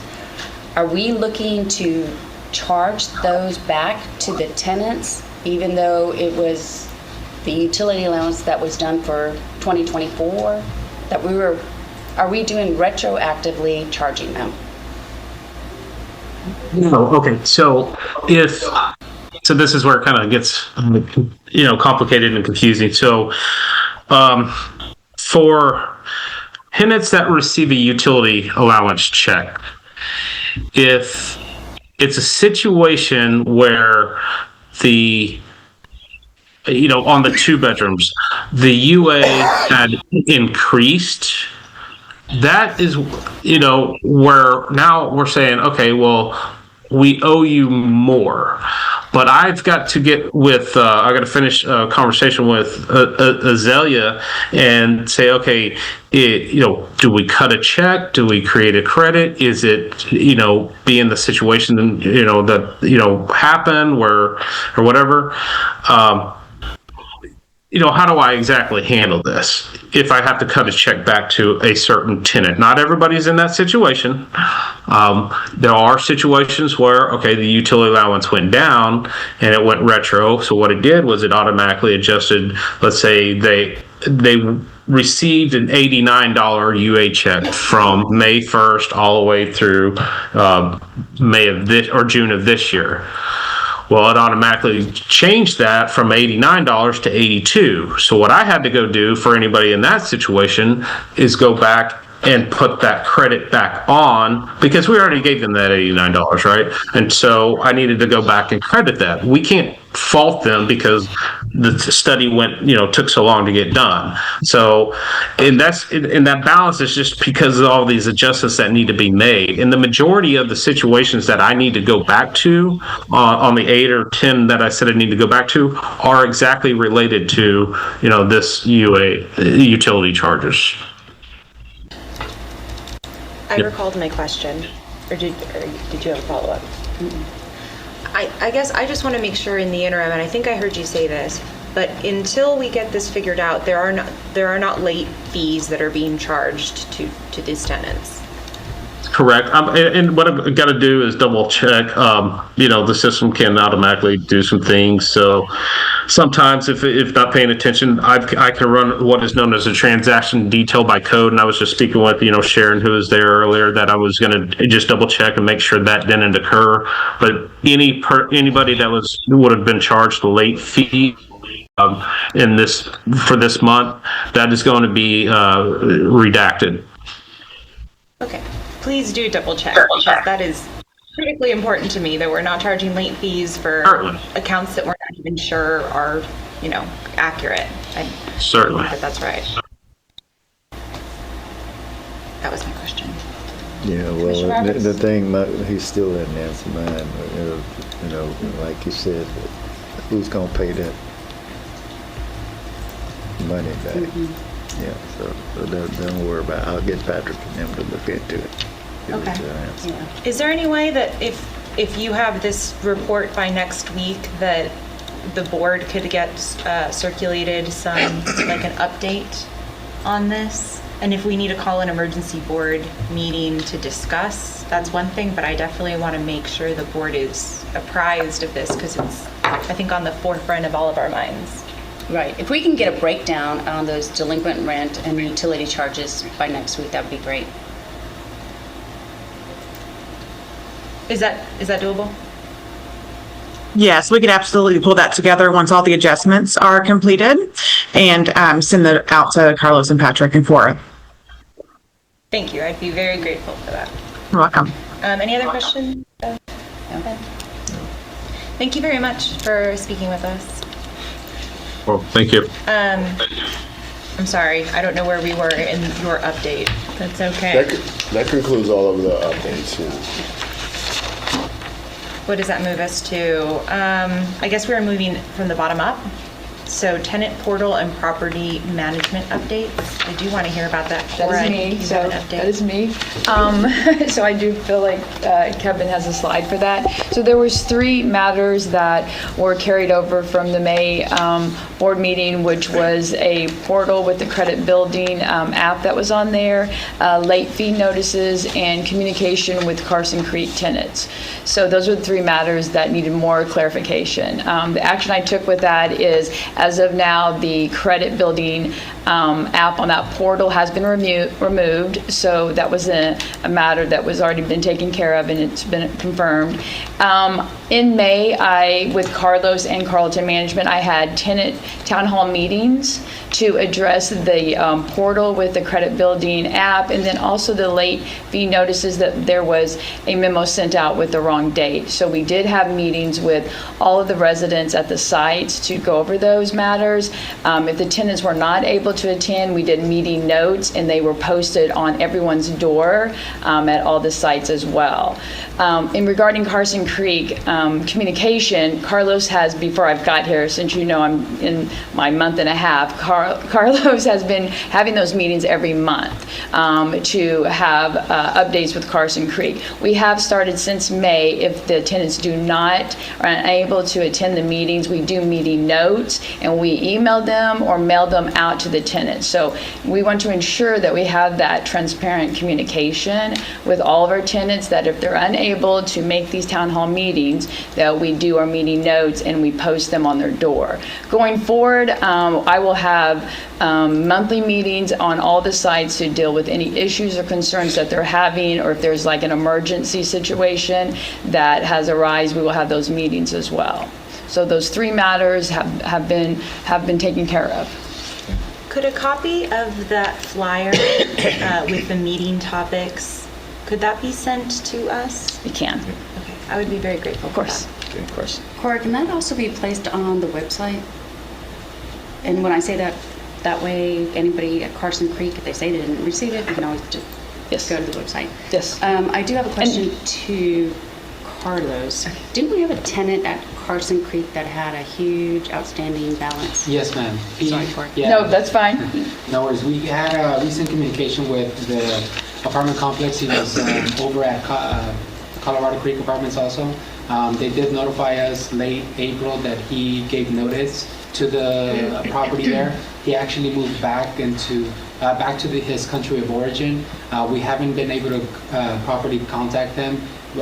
One of his cousins lives with us. We tried communication like that also, but there's actually no communication in that end. Unfortunately, we're still having to wait until we move the tenants back or the unit itself is live in order for us to properly proceed with moving him out. Okay, so that will be a write-off? Yeah. Probably. He fled. That's Yes, a couple months, yeah. Okay. So is there any way to people search him and find out? Yeah, his cousin, and he's another one of our residents located there at Colorado Creek, but he himself is having trouble contacting. Yeah, but there's do we have access to PIPL, people search? I'm not sure. Christina, what do we use when we try to identify residents? I'm sorry? Oh, are you talking about public data? Yeah, public data, try. Yeah. Depending on the country of origin that he returned to, that might be very different. Yeah, we'll take means necessary to ensure that he can't be in housing again, of our type. But if that happens, put it out nationally, and if that happens, also try to if we can find out where he'd get a judgment against him and see if that'll follow him. Yeah, well, all means necessary. We can definitely do that. It's just going to be a more lengthier process. If you want to go that route, that's not a problem. The other route that we were considering is placing an abandonment notice, follow up with after those 3 days, right? Then moving him out and obviously reporting it to the credit after the 30 days have passed. That would be one way to take it, but if you want to go the other route, then we'll have to wait until we get a scheduled date with you. No, you can still do all of them at the same time. Okay, just let's just when people like that, you've got to address it and more aggressively, is what I'm saying. Understood. This is wonderful. Thank you for these updates, Cora. Thank you. I did have a question going a little bit out of order because I remember, sorry? No, I remembered looking at the Alexander Oaks and seeing a note about pest control, and now that I have the service list in front of me, which thank you for that, I really appreciate it. Can you tell me a little bit about, there's a lot of pest control service issues and a lot of them that are still in progress, and I saw a note on the slide about pest control being unable to enter a unit. Can you speak to that a little? Yeah, I had small details, but I know Christina or Sharon can share more. I can take that. So we do have regular pest control scheduled. We made a vendor change down here, I think in April of this year. So very good company, very, very good at what they do. But our profile sometimes does not want to have service, or they only want service performed when they're home. So there's a lot of challenges, and that's nothing unusual in this industry. So it's really an education piece that we need to make sure that our residents know when the scheduled dates are. And like yesterday, we had a piece about the Maynardtown schedule. And then how that works for them, so that they know when the exact time is and when the need is for additional treatment. So it's really like I said, an education of it. We need you to help us help you with any type of, if there's any housekeeping issues or any concerns that are found inside the unit that we need to share with the pest control company. But it's really just making sure that they understand that if they refuse the treatment, then we're not going to be able to make any progress in their apartment, and then perhaps that could become a larger issue with neighboring units or adjacent units and things like that. So I think we are going to be addressing this on the regular with the town hall meetings and make sure that everybody is up to speed and understands what we need from them so that we can be effective inside their apartments. And not to give everyone the ick like right before lunch, so my apologies, but this has been kind of, I've seen this at this specific apartment complex a couple of times. Can you tell me what this pest control issue is? Is it mice? Is it cockroaches? Is it all of the above? I would just love a little bit more information because I want to make sure it's being taken care of. Sure. I think the issue is that with our old company, we were only exterminating the units once a month. Now with our new company, it's twice a month. So it's giving them more. So now with our new company coming more frequently, we'll be able to treat and handle the pests that with the other company coming out only once a month, the residents weren't seeing any difference. But is the issue roaches mostly? It's yes, Okay. and ants. Oh, on the outside, ants. the surroundings. So we are treating outside and inside. But now twice a month. Yes. Yeah, now twice a month. And then Very you glad said to they know. were roaches, or what? Yes. Okay, so that's the point. Okay, thank you. Thank you guys very much for that You're additional welcome. information. Cora, did I cut you off You did not. prematurely? No. Okay. Do you have any other questions? I don't. I think that you addressed those 3 holdover concerns that we had from last month, and I'm very grateful for it. And then, did we already do our portfolio overview? We did. We took things so out of We order. did, yes. Okay, fantastic. So that's 1, 2, 3, and 4. Well, then I'll turn it back over to you to tell us a little bit about the HATC Foundation. Item B. Yeah, so actually Cora's going to be providing this, and I think Alicia's first up. Fantastic. Alrighty, hi guys. I'm Alicia. I'm the special events specialist here at HATC. I'm basically going to be giving more so just a update from the last meeting that we had, kind of just introducing what we're going to be doing. So, sorry, can you zoom in? You can zoom mine? Perfect. Okay, so let's go to the next slide. Okay, so just to recap, we have 4 key events because 2025 does represent the 50th anniversary for HATC. So in order to celebrate that, we wanted to do something that kind of targeted the audience of the HATC family. When I say the HATC family, what does that mean? That means the affordable housing side and the housing choice voucher side. Right? So we want everyone to be included and we want to celebrate everyone. So we already had our March Madness event. It was great. The one that's coming up is the June Jubilee. So, if you hit enter one more time. There we go. So it's June Jubilee. We're going to hit enter again.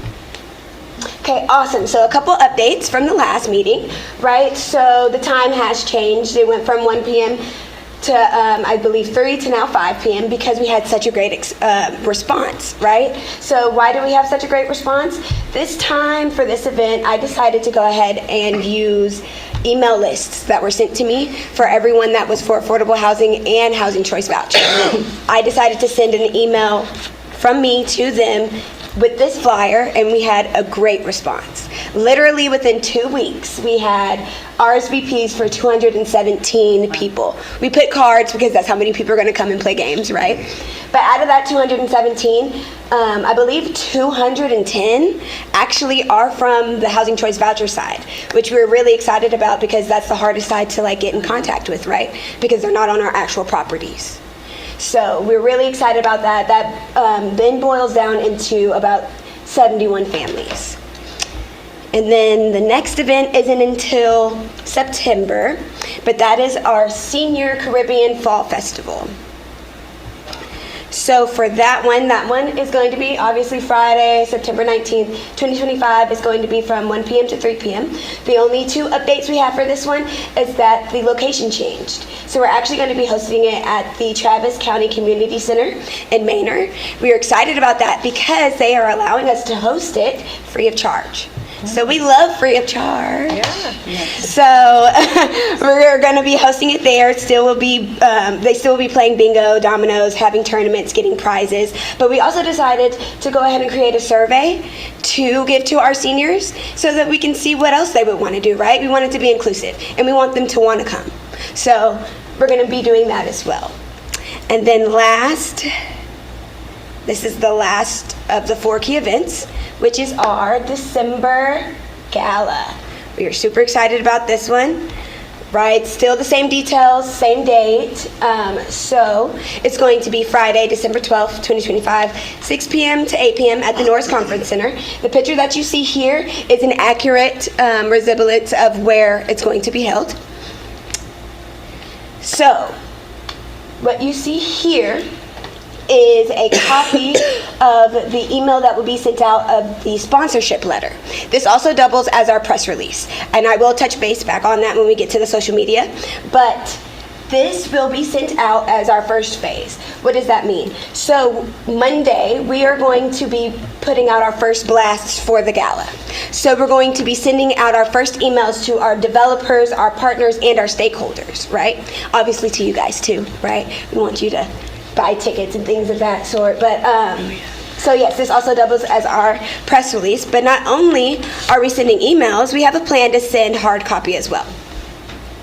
So here, awesome. So here you have your save the date, which is going to be in a hard copy. This is just a draft of it, but this has been approved. And then on the side are little business cards that are going to also go inside the envelope. And on the back of those cards is a QR code, and I'm going to touch base on those QR codes as well.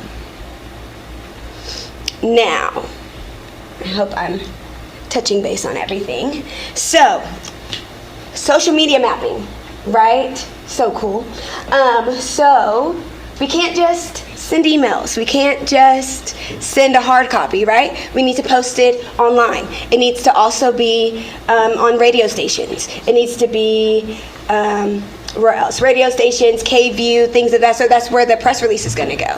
So outside of that, we're going to have it plastered on all of our social media platforms, which is Facebook. I believe we have Twitter, and we also have Instagram. So this is what you see here with the QR code on the bottom is going to be our first blast, which is also going to be sent out on Monday because we want it to be consistent, right? So we want to have the first blast, first email sent out, and this is what you're going to see. I don't know if you saw the little curtain fall back. You know, we want to keep it really cute and short, and it's just a little teaser. But what does that QR send us to? What does that QR code send us to, right? It's on the back of those cards. It's right here on our social media mapping.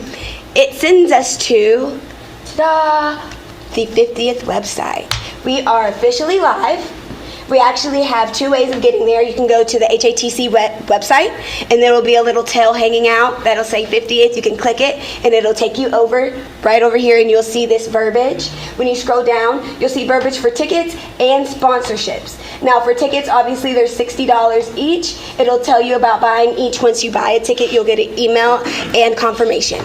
If you want to be a sponsor, depending on the package that you choose or the amount that you enter, it'll tell you what package you fall under.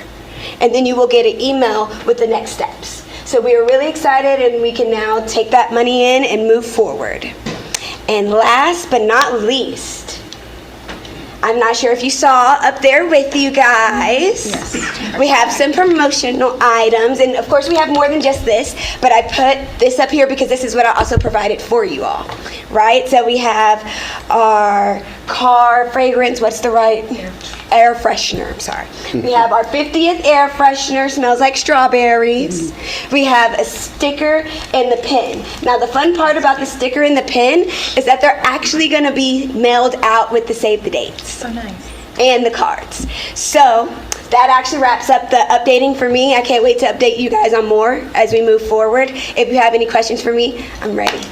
Well, thank you for your enthusiasm. Yeah, oh, sorry. You put a lot of thought and work into this, and we're very Corey, grateful. would you give him a coffee? She's wired up. I don't know. Maybe that Mountain Dew. Yep. Are you doing Oh, all she's the drinking media Patrick yourself? Are you Mountain doing Dew. the cards? I did create the cards. We are as a team, and I have a great team actually. Kevin is awesome. Miss Cora is awesome. Patrick, I mean, Itzel, just even Brenda has put in some, you know what I mean, great ideas, and we just, you know, put it together, and we're working as a family to make it live. So, Awesome. yes, ma'am. FSS participants, are they coming to this? Or, I would love to see them there. Like, I think Yes. that's the next step. Yes, because it goes to everyone in the HATC family, right? So as long as you're a part of the HATC family, whether you live at Carson Creek or you have a Section 8 voucher, you are invited, you are more than welcome, and we want to see you there. In addition, Corey, you want to say something? I didn't want to say it. Okay, in addition, we're hopefully invite all of the previous board members. Correct, yes. And I think we had talked about Patrick, Richard Moyer, who was the commissioner and one of the founding members, showing some type of posthumous award for Richard. We have a list. Yes, we yeah, but we have a list, but that's acknowledge him. And then Jimmy told me this morning that he's buying a table. His company's Oh, that's buying awesome. a table, so you can put Jimmy down for that. Awesome. Okay. So, I would also like to add, we had some great news this morning. We officially have our first speaker for the gala. Wonderful. Yes, I don't want to say his name wrong, but his name is Mark Thiele. Thiele. Mark Thiele. Yes, Yeah. he's the CEO of Naharo. Yes. No. Naro. No. I'm sorry. Yeah, Naro. Yeah, we But tried, yes, we we're tried excited. all the big boys, but they were all busy. So, but Mark is a good person. He'll bring it home for And our us. former EDs, CEOs, are we inviting Wiley? And Yeah, we're working on the list. Yeah, so we're compiling that list now. Now, there are some that may not. We'll talk about that. Sure. Yeah, we're working on that consolidated list. Also, Yeah. Sure. Let's push those sponsorships, man. I'm gonna We gotta get send them them out myself. So hit Jimmy my said friends a up for gold, cash. I a love gold to do it. sponsor, so probably about $1,000, I think. I don't. He'll tell you what he did. Okay. I don't know what the chairman's gonna do. He'll probably pay that $5,000. I'm going to be done with this here quickly, but what are sponsorship levels? Yes, actually. Go back. No problem, yes. I can In go that back letter. for you. Go back. Well, you can click on the Yes. website. Click on the. Click on. She has it. Yes. Yeah, you can show Go it. back. It's on the list. It's on the Can you go slide. back a It's number couple? 9. It's in the letter. Go back. It's in the, yes, slide number 9. It's on I think the website's on On my Your PowerPoint, slide presentation. number 9. Your presentation. Yes, but I can read them to you if you would. Sure. Awesome. Okay, so we're going to start at the lowest, which is bronze, which is $250 to $499. Then you have silver, which is $500 to $999. And then you have gold, which is There it is, right $1,000. there. Blow I didn't that, see it. blow I'm that sorry. up, Thank you. Kevin. the Yes, and then you last have bottom portion. gold, which is $1,000 to $1,499. Then you go up to platinum, which is $1,500 to $1,999, and then diamond is anything that is $2,000 and above. Perfect. Monique, you gonna do that top one? Probably not. How many seats are at a table? So I believe we are gonna go next week to look at the venue. We started out with about 8, but I think we want to up it a little bit so we could get some more seats in there, you know. But we're gonna see what the 8 to most. 10. Yeah, 8 to 10. 8 to Yeah, 10. the 8 to 10, but the goal is to try to get 200 people, you know. If we go over, fine, but, what's the plan is that as we, depending on the sponsorship, if we can't, if we get enough money and we don't sell enough tickets, invite some of the people that live in public housing. Right. That's why I think FSS, Yeah, with the sponsorship. But we're gonna fill it up. Okay? Can I make a suggestion on your letter to the developers? And that is to say, can we count on you to sponsor the $2,000 sponsorship? Yeah, so you want to put that verbiage in there? That'd be great. Yes, Something ma'am. like that, Okay. yes. Yes, ma'am. You're gonna get them hard, huh? I am going to hit them hard. I'd probably even do it higher than that.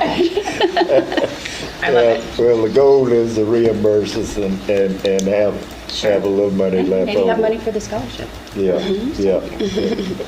But thank you.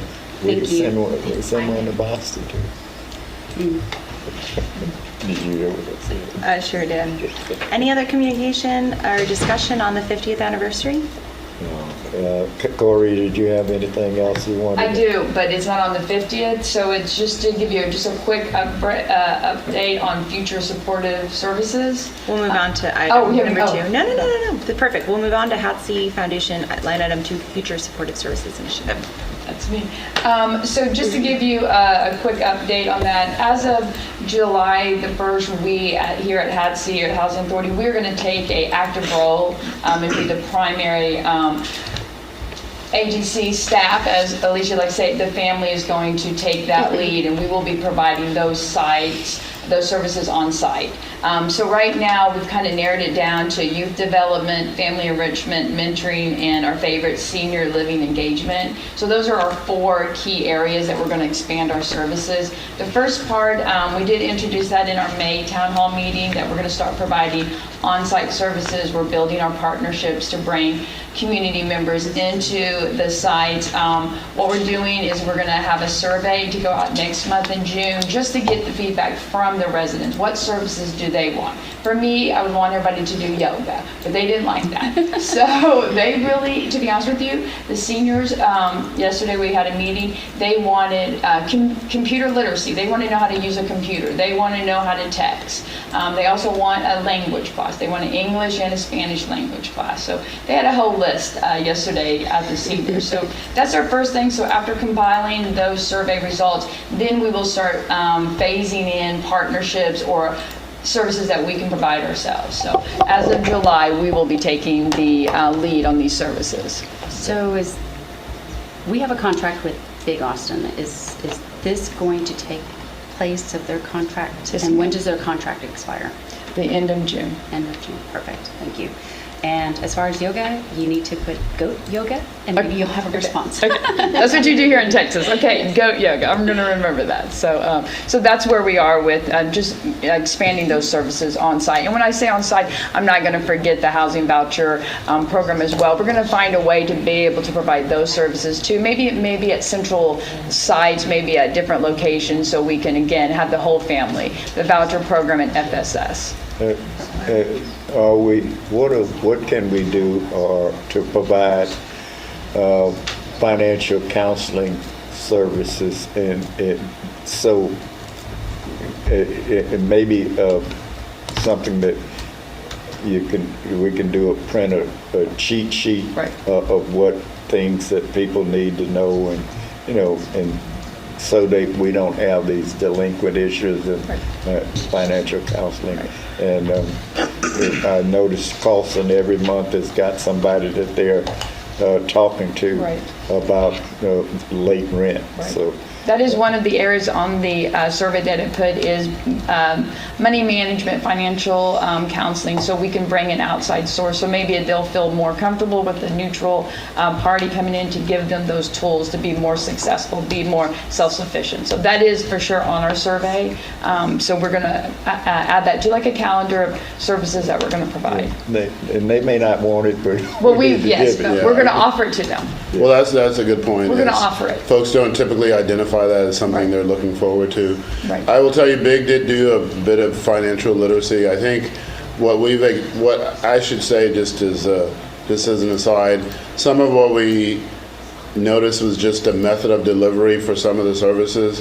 Just we were missing the mark, right? So I think as we take things back in house and are able to better assess the needs and have that connection in a deeper way, we were able to better assess like what would be the best method to get this information out. And I think that was some of what the disconnect was previously. They'd offer classes and people wouldn't show up, and sometimes those town hall meetings, and all this. those town hall meetings that you Yes, have, they could got be a a captive combination audience, so of that's a things. great opportunity to take about 10 to 15 minutes. We don't want to beat them over the head, but here's some highlights of things that we do. People are going to churches all around the churches in the city, begging for money. Right. Okay, to pay their rent, pay the light bill, or whatever the situation may be. And we're just continuously with those consistent town hall meetings. So we're building that relationship with the residents on site. So we're going to be consistent with that, not just when there's a problem or issue. We're there every month consistently bringing you knowledge, bringing you education along with dealing with issues. So I feel if we're just being consistent with our residents and building that relationship, that we're going to be able to do a twofold: education, but also have a little bit of fun with self-sufficiency.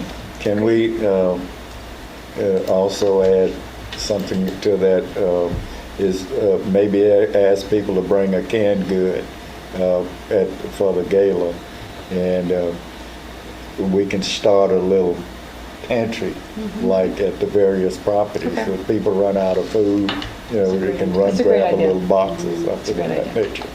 So you might want to consider that. Thank you. That's all I have. Any other discussion on teacher supportive services? No, this is great. Thank you. Thank you. Moving on to HATC financial year 2024 audit final report. Yes, good afternoon. Actually, the auditor was online to give a little small presentation, but he had to catch a flight.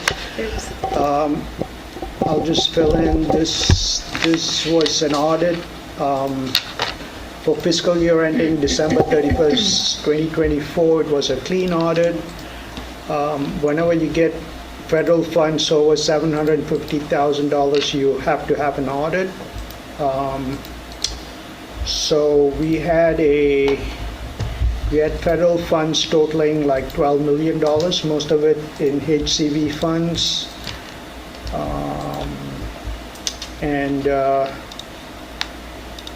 Can you pull up the slide that he sent us? Yeah. No. This was the slide that he was going to present. Can you go down? Go down, go down, go down, go down. This is all his marketing information. So this is, so two of the major programs he looked at was the HCV program and the continuing of care program. Go down. We are a low-risk auditee. That's one of the points. So $12,481,000 is the federal funds that we got in 2024. Go down. So the highlighted is 12,481 and 5.6 million in other income, which is pretty much the income we earn from TCFC. So the other column that you see beside the primary government is the COACS. That is a tax credit program. It's sort of separate from the housing authority. But since we still have some oversight of it, is usually reported beside the primary government column. So money coming in and money going out. Housing assistance payments, $12 million goes out. So I don't really have anything else to add. Was there another page after that? That's the last page? Okay, yeah. A very clean report. Congratulations. Yeah. There was. That's great. I didn't like the way he wrote it up to a whole lot of ifs and it was really confusing. Yeah, that's the opinion letters. Yeah. It was just, but the point is being a clean audit. That's all. That's all I had. Yeah. Any questions? Thank you, Superin. Thank you to all your staff. All right. Thank you. Barbara. Strategic planning process updates. That's me again. So just give you a quick update. We did sign our contract with our consulting firm, which is Innovative Partners. So that's great. Right now in June, we are in our phase 1 kickoff. So hopefully you all have received your invites for your kickoff meetings. Thank you so much for being flexible with your schedule. So really the point of that is just set a foundation of how our strategic plan is going to look, how we want it to look. There will be some talking points points to be sent out by the innovative funding partners, just so you can be prepared for what that meeting should look like. So that's really what we're looking for June, is just to set that foundation with what goals, what vision that we want to create for this new strategic plan. Okay. I noticed you sent that out using, and that Teams, we've had problems with Team in the past. Okay. Zoom has been more accommodating. And so I don't know if we could change that or not, but that. I can. That's something that, less problems you have, signing on and et cetera. It makes it easy. Okay, I will resend that to everyone. And just for clarification, so I apologize if the first email, we're just doing kickoff meetings. You don't have to attend all three. We're just going to spread those out between, of course, the Board of Commissioners and the HATC leadership team. So you'll have that spread out. Is there anything that you would like us to review or prepare in advance of the kickoff meeting? I hate to just show up to a meeting. No, I get you. So they just sent that to me today for the talking points for tomorrow's meeting. So I will forward that over. So I'll make sure that you have those talking points before the meeting. Fantastic, thank you. Of course. So Cora, after these 3 kickoff meetings, is there going to be one meeting with the executive staff and the commissioners? That would be, I defer to Patrick. Notice it. I know you have to notice it, but I'm just going to go back to my time when I served at HACA. When we did strategic planning, it was always. That is, so we'll be doing multiple iterations of different things. So we will have a meeting where we all come together and talk about the preliminary findings, and then we will talk about the major themes, and then we'll split out again in groups to have ideally one of you all on all of you kind of shepherding each of the major themes. So yes, we will do we hadn't decided on what the forum is because they're very big on things being remote as opposed to collective meetings. So we may have a large remote meeting where we communicate out to everyone sort of what the findings were of all the discussions that we had and interviews and the like. So yes, we'll have breakouts and we'll have collective meetings, and then when there's our sort of preliminary draft, then there'll be a group discussion there, and then we'll sort of split out again, and then we'll come back together. So how many meetings are we looking at? I'm going to be on a lot of travel. Yeah, so know this, all of basically the plan is for most of them to be remote. That's what they're used to, and they feel like it's more efficient for most people and the other stakeholders as well. So, you'll be expected to go to, other than the final approval, probably 2 to 3 other meetings over the course of the next 6 months, and they'll be spread out. Oh, over 6 months. Yes. Okay. Yeah. So the goal is at the December 4th meeting to be approving the plan, but you'll see a preliminary draft in November. Okay. Good question. Any other discussion? Okay, looking forward to getting started. Thank you. Yes, thank you. Moving on to item number 6, do we have any reason to go into executive session today? There is not. However, I'm glad the attorney's not on because I wanted to make you all aware that we did confirm a quorum for July 17th for our next board meeting. It's scheduled around the 4th that weekend. And your invites should have already been changed, but I just wanted to highlight that.